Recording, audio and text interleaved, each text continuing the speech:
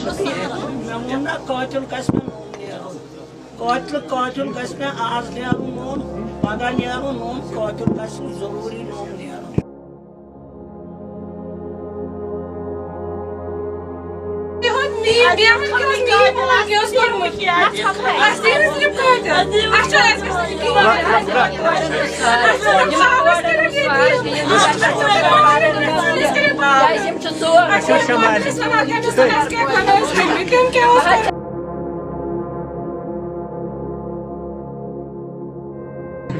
ये मंदिर में कुंजाई पास में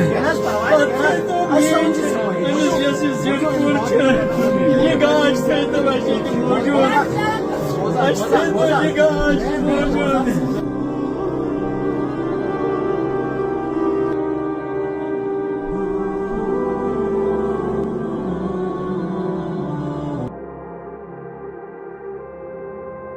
हैवानियत है, ये बिल्कुल हैवानियत है, बल्कि हैवानों से भी बदतर ऐसे लोग हो सकते हैं जो एक 11-12 साल की बच्ची पे गोलियां दागें, एक औरत पे।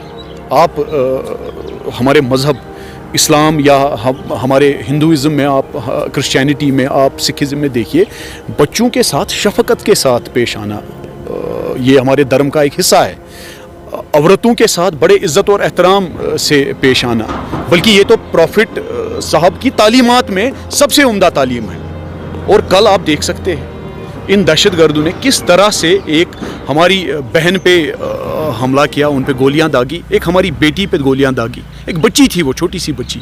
तो ये अब क्लियर हो गया कि ये जो दहशतगर्द है, इनके सामने इंसानियत की कोई कदर नहीं है, इनके सामने कश्मीरियत की कोई कदर नहीं है, और इनके सामने ये मैं बिल्कुल ये बात आपके चैनल के माध्यम से रखना चाहूँगा, इनके सामने इस्लाम की कोई कदर नहीं है। देखिए जनाब, मैं आपको ये बताऊं कि अगर आप इंसानी तवारीख देखें पिछले 5000 साल से, और उसके बाद में अगर आप इस्लामी तवारीख देखें 1400 साल से,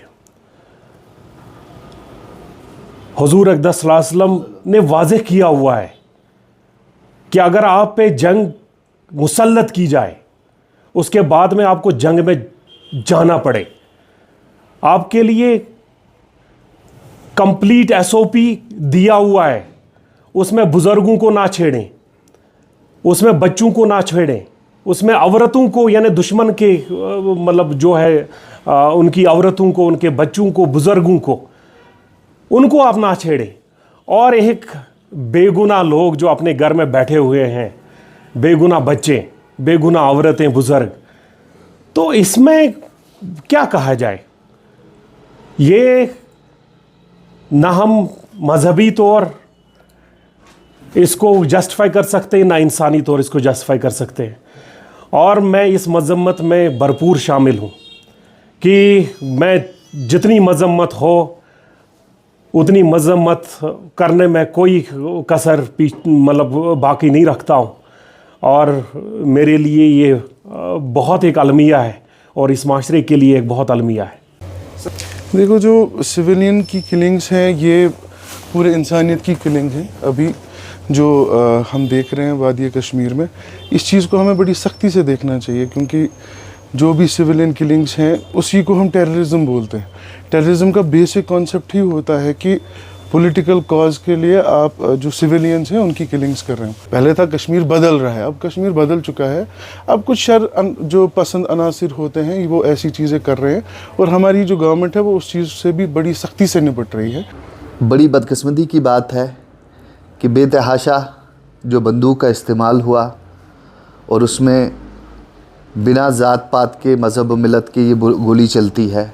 और इसमें अक्सर देखा गया है ज़्यादा वनरेबल जो होते हैं हमारे वुमेन और चिल्ड्रन होते हैं, और इन बच्चों को, इन औरतों पे गोली चलाना, इसका हक़ आपको किसने दिया है?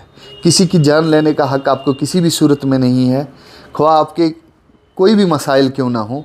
हर चीज़ का मसला, हर मसले का हल जो है बैठ के हो सकता है, बातचीत से हो सकता है, गोली से नहीं हो सकता है। गोली से आज तक ना कोई मसला हल हुआ है, ना आगे होगा। मेरी फिर से एक बार मैं इस चीज़ को पुरज़ोर अल्फाज में जो है मज़म्मत करता हूँ इन किलिंग की, और ख़ास करके जो औरतों पे बेतहाशा गोलियों का इस्तेमाल हुआ, बच्चों पे हुआ, ये बिल्कुल नाजायज़ है और इसकी मैं मजम्मत करता हूँ।